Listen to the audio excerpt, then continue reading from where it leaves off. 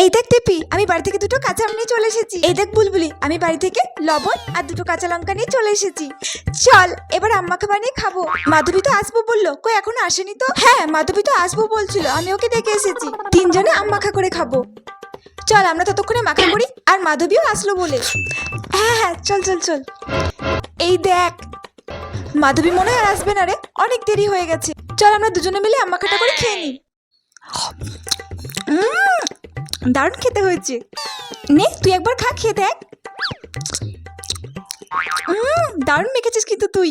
এই বুলবুলি আর টেপি, আমি পুকুরে বাসন মাজতে গিয়েছিলাম, তাই আমার দেরি হয়ে গেল। তোরা আমাকে ছাড়া খেয়ে নিলি? এত স্বার্থপর তোরা। না না, তোর জন্য অনেকক্ষণ বসেছিলাম রে।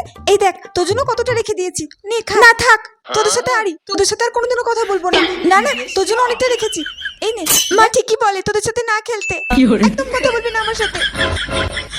দাঁড়া যাস না। দেখলি আবার রাগ করলো।